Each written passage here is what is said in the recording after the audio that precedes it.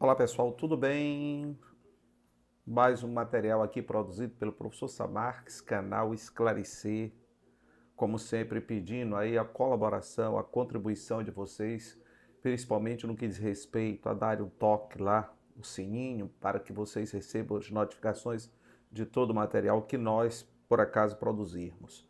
E pelo canal, como sempre eu gosto de ressaltar, esclarecer exatamente o objetivo é manter a todos esclarecidos sobre questões que, por acaso, mexam realmente com o destino da humanidade. Portanto, trabalhar em cima de geopolítica, trabalhar em cima de história geral, trabalhar em cima de história do Maranhão, história do Brasil para concurso, para vestibular, mas acima de tudo manter o esclarecimento. Então curtam, compartilhem, comentem, toquem no sininho, dê lá o like, que realmente isso é muito importante para que o nosso canal se desenvolva a cada dia, que a gente possa desenvolver em termos de assunto, em termos de qualidade. Muito bem. Hoje saiu uma decisão extremamente importante que vai entrar em vigor no máximo daqui a 30 dias nos Estados Unidos, porque a Suprema Corte, vejam só, a Suprema Corte dos Estados Unidos, composta por 9 ministros, sendo que seis são claramente conservadores e da extrema confiança do presidente dos Estados Unidos, o Donald Trump. E hoje ele sofreu o primeiro grande baque nesse segundo mandato presidencial. Por quê? Porque a Suprema Corte determinou que essas tarifas impostas por Donald Trump como verdadeira arma a persuadir qualquer país do mundo a obedecer aos ditames ditatoriais e imperialistas dos Estados Unidos, exatamente como sendo ilegais. Então a Suprema Corte determinou que esse tarifaço imposto a todos os países o tempo todo, como forma de ameaça a manter todos de joelhos, o mundo inteiro de joelhos, no caso aos pés dos Estados Unidos, foi hoje decidido pela Suprema Corte dos Estados Unidos, repito, em que Donald Trump tem a maioria entre os 9 juízes, que a Suprema Corte determinou, portanto, serem ilegais essas tarifas impostas por Donald Trump.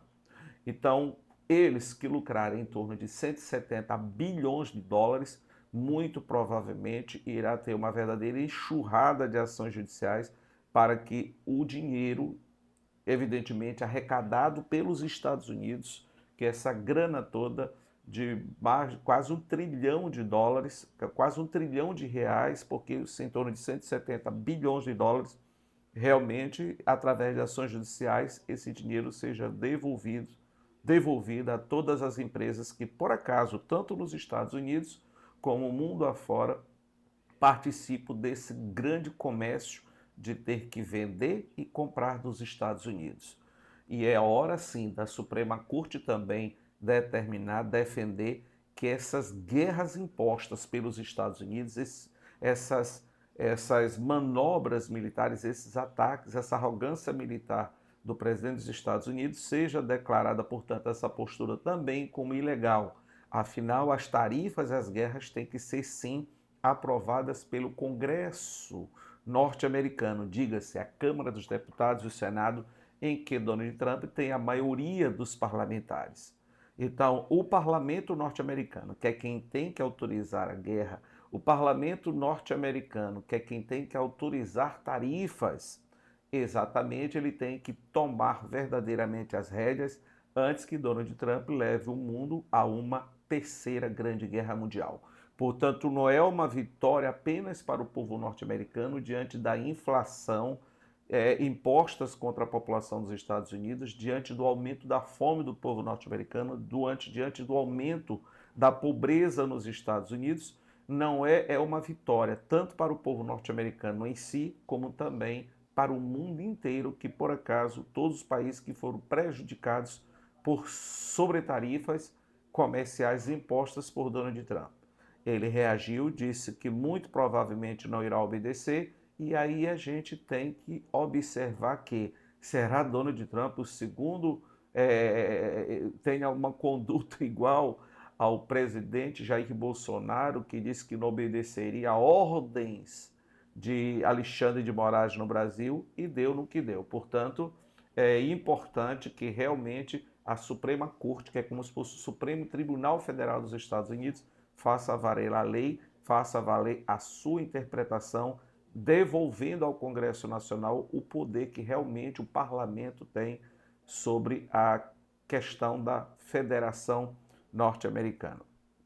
Uma outra situação é que nesse escândalo em relação ao mega empresário norte-americano falecido Jeffrey Epstein, vale ressaltar, como sempre, que o presidente Donald Trump ele é citado nos documentos em mais de 1000 vezes.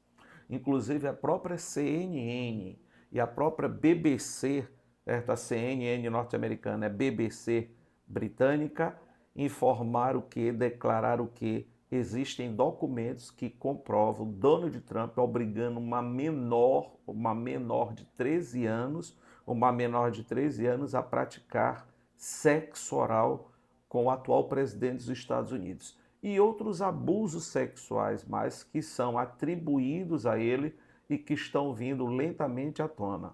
Inclusive um deputado norte-americano do Partido Democrata, conhecido como Liu, o deputado Liu declarou que Donald Trump abusou sim sexualmente de menores de idade, inclusive tendo uma garota de 13 anos parido uma criança, um bebê de Donald Trump.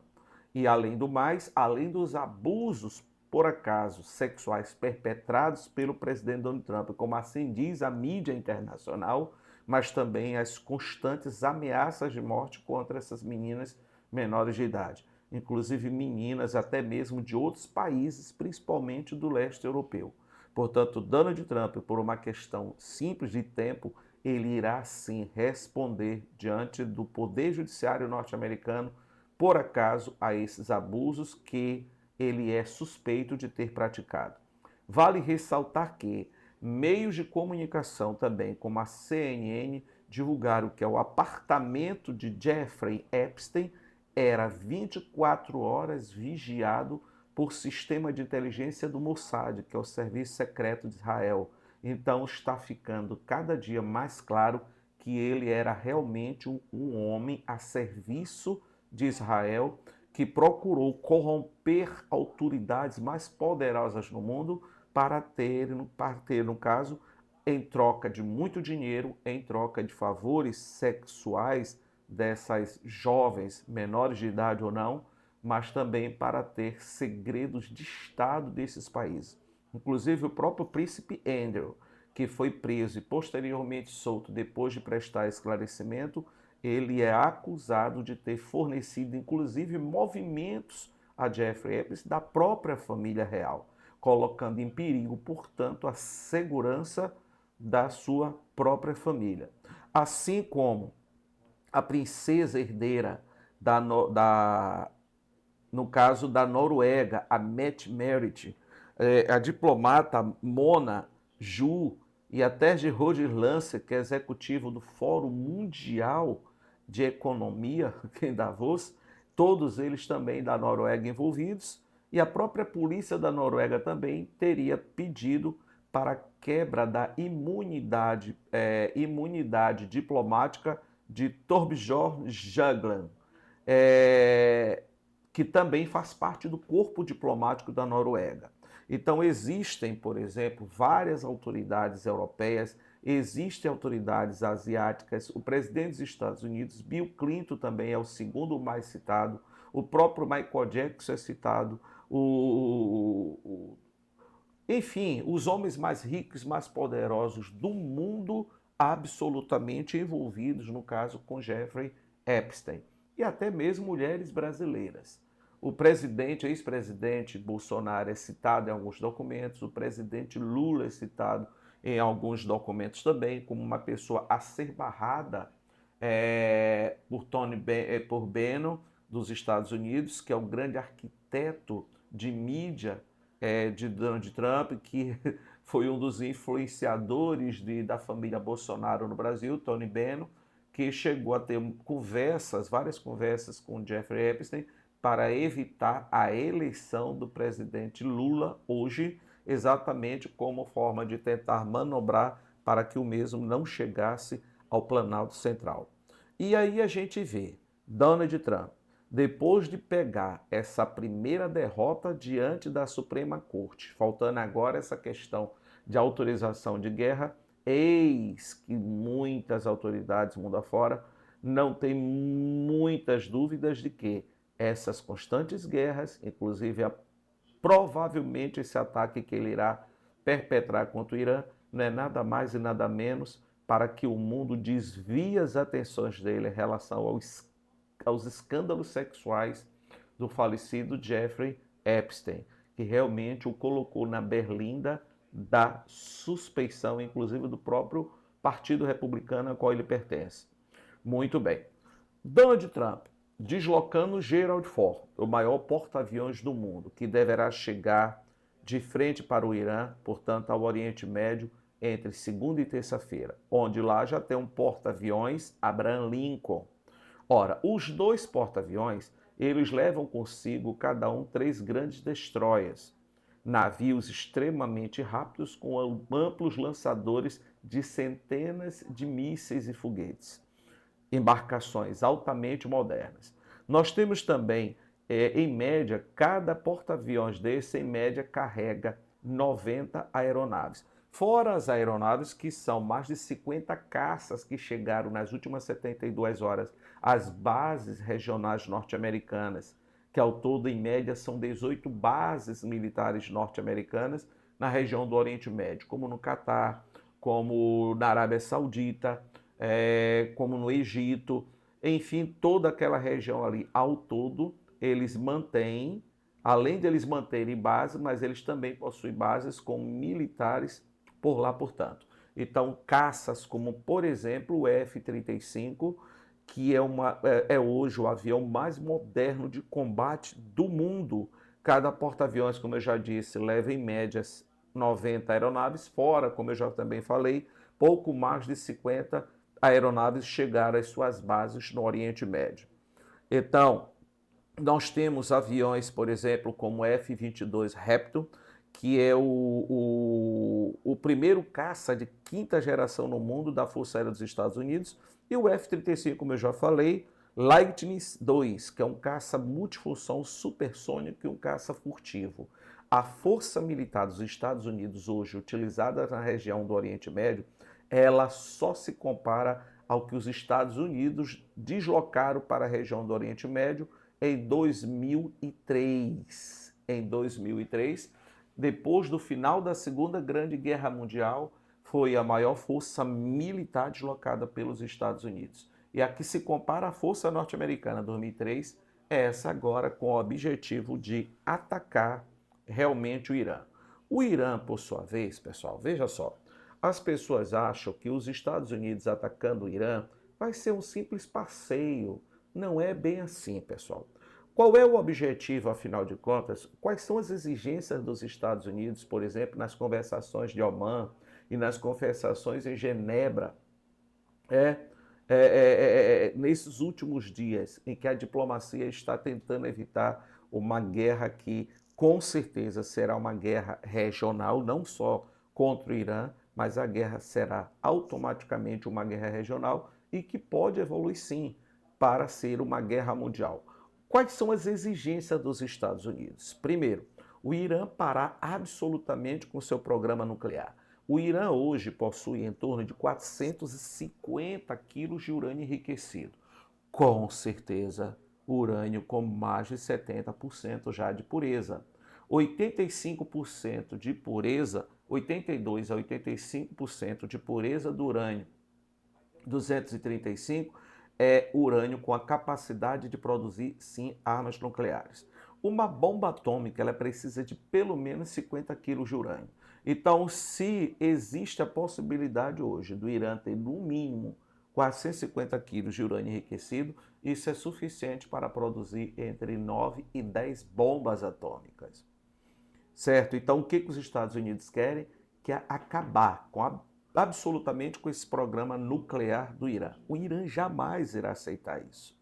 A profundidade que esse material é escondido, é guardado, chega talvez perto de 1.000 metros de profundidade, onde as bombas destruidoras de bunker, as bombas que são utilizadas para obliterar esses túneis e esses lugares de produção de mísseis, de produção de foguetes, de produção de carros blindados, de produção nuclear, essas armas norte-americanas, mesmo com o poder que elas têm de penetrabilidade, de grande capacidade de explosão, bomba inclusive, a destruidora, a famosa bomba destruidora de bunker, que chega a ter 13.000 quilos de explosivo, elas não terão capacidade de atingirem tanta profundidade. Outro detalhe. Então, além dos Estados Unidos quererem sim barrar o programa nuclear iraniano, onde o Irã diz que a sua energia nuclear é única e exclusivamente para fins pacíficos, a gente sabe que não, né? Os Estados Unidos também exigem que o Irã acabe com o seu programa de mísseis de médio e longo alcance, mísseis de cruzeiro e mísseis balísticos. Os mísseis hoje iranianos alcançam até hoje, em média, 3.000 quilômetros de distância. Em projetos que são em torno de 17 tipos de mísseis de pequeno, médio e longo alcance, pelo menos 3 tipos de mísseis alcançam com absoluta tranquilidade 3.000 quilômetros. E o principal míssil do Irã é o Fatah 2, que é um míssil balístico, cuja velocidade de reentrada na atmosfera da Terra, porque ele é disparado, o Irã tem mais de 2.000 desses mísseis, ele é disparado, em menos de 2 minutos, em média, ele sai da atmosfera da Terra com extrema velocidade. Na sua reentrada de atmosfera da Terra, ele atinge 13 a 15 vezes a velocidade do som, em que o sistema Patriot dos Estados Unidos de interceptação, o sistema o Iron Dome, tecnologia desenvolvida por Israel, e nem o Stiling de Davi, eles contêm hoje tecnologia para interceptar um míssil com tanta velocidade, além da capacidade de manobra, além da capacidade de mudança de caminho, de rumo que o Fatah 2 tem. Também eles têm lá, principalmente enquanto drones, é um dos principais países a fornecer tecnologia de drone para a Rússia na guerra contra a Ucrânia, que é o drone Shahed, que chega a 185 km de velocidade e percorre até mesmo muito mais de 1.500 km. Ele consegue voar muito baixo, ele tem incrível capacidade de manobra, de mudar em termos de manobra o caminho, portanto ele é dificílimo de ter interceptado pela baixa altitude que ele alcança, ele pode voar muito baixo, em que os satélites norte-americanos não conseguem interceptar exatamente para dar o comando nos sistemas de defesa por acaso existente dos Estados Unidos. Então, não será um simples passeio. Então, os Estados Unidos, além de desejarem, de exigir o fim do programa nuclear do Irã, eles exigem também o fim, realmente, da produção de mísseis de médio e longo alcance, tanto mísseis de cruzeiro como mísseis balísticos. Além do mais, que o Irã pare de armar e financiar grupos como os Houthis no Iêmen. Olha só, os Estados Unidos ano passado disseram que iam acabar, iam destruir com os Houthis. Não conseguiram. Depois fizeram um acordo e parou o ataque dos Houthis e parou o ataque dos Estados Unidos contra os Houthis no Iêmen. Existe todo um cinturão chamado Cinturão de Resistência, que é ligado ao Irã, financiado e armado pelo Irã, inclusive com mísseis altamente modernos do Irã. Nós temos Houthis, nós temos o Hezbollah ao sul do Líbano, nós temos outros grupos também ao sul da Síria e também nós temos ainda boa parte do Hamas. Resumindo, se por acaso os Estados Unidos atacarem o Irã, esses grupos irão se unir sim. Veja só, o Hezbollah ao sul do Líbano fica a exatos 400 quilômetros do Canal de Suez. O Hezbollah tem arma, sim, capaz de afundar navios no Canal de Suez. Pelo Canal de Suez no Egito, passam de 15% a 17% do comércio mundial. Qual é a largura do Canal de Suez? Em média, 200 metros. Apenas 200 metros em média de largura. Se por acaso afundar no Canal de Suez 2, 3 navios de carga, parou o canal de Suez. Quem tem capacidade sim para fazer isso? Tranquilamente, o Hezbollah. Outra situação, o Irã fechar o Estreito de Hormuz. O Estreito de Hormuz, canal de ida e vinda de navios, ele só tem 3 quilômetros o canal. Qual é a largura máxima? 53 quilômetros, passando pelo principal funil de frente para o Irã, de frente para o Omã. Se por acaso o Irã afundar 2, 3 navios petroleiros na área, parou o comércio.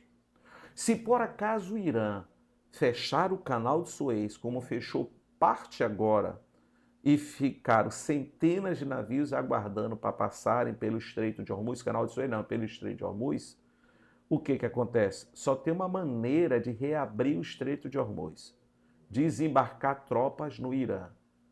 Os Estados Unidos irão desembarcar tropas no Irã? Nunca. O Irã é um país com aproximadamente 95 milhões de habitantes xiitas, com mais de um terço do Irã em região desértica e montanhosa. A inflação galopante nos Estados Unidos, o aumento do desemprego nos Estados Unidos, centenas de fazendas que faliram nos Estados Unidos por causa do tarifaço, aumentou a pobreza nos Estados Unidos. Donald Trump tem em média 60% de rejeição do povo norte-americano. A Suprema Corte se insurgiu agora com Donald Trump. Se os Estados Unidos, na hora que começar a chegar soldados norte-americanos em sacos pretos, a população norte-americana vai partir definitivamente para cima dele. Além da rejeição por causa da política imigratória, utilizando a sua verdadeira polícia política, que lembra muito a Gestapo do nazismo de Adolf Hitler, que é o grupo do ICE, que é a Polícia de Imigração. Portanto, na hora que começar a morrer soldados norte-americanos em base no Iraque, em base nos Emirados Árabes Unidos, no Egito, na Jordânia, porque o Irã vai sim atacar esses países que estão dando os seus aeroportos para os aviões norte-americanos atacarem o Irã vai atacar impiedosamente Jordânia, Egito, Israel, Catar, Emirados Árabes Unidos, onde os Estados Unidos tiverem apoio, com certeza o Irã irá lançar drones, mísseis em foguetes com enxames exatamente para saturar a defesa desses países.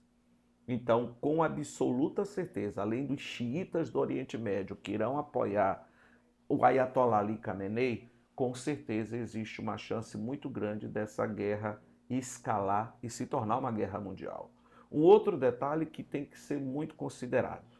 Repetindo, possibilidade de afundarem navio no canal de Suez, do Egito. Possibilidade real e certa do Irã fechar o Estreito de Hormuz, por onde passa, em média, de 20% a 30% de todo o petróleo do mundo e todo o gás de cozinha no mundo, que é o Estreito de Hormuz, controlado pelo Irã, controlado por Omã. O Irã possui hoje o maior arsenal militar, principalmente de foguetes e mísseis, em toda a região do Oriente Médio, com capacidade certa até mesmo de afundar porta-aviões norte-americanos. Tem uma coisa muito arriscada que quase ninguém leva em consideração. O Irã já tem bomba atômica? Talvez sim, talvez não, mas é mais provável que não tenha. Mas o Irã pode sim utilizar bomba suja. O que é bomba suja? Mísseis cujas pontas podem levar urânio enriquecido. Israel é um país muito pequeno. Se o Irã lançar um enxame de mísseis Fatah 2 sobre Israel, mesmo que esses mísseis sejam interceptados, mas a gente não pode esquecer que interceptar esses mísseis em cima do território israelense, Israel vai ficar um território inabitável por séculos, caso esses mísseis levem consigo urânio enriquecido pelo menos a 70%.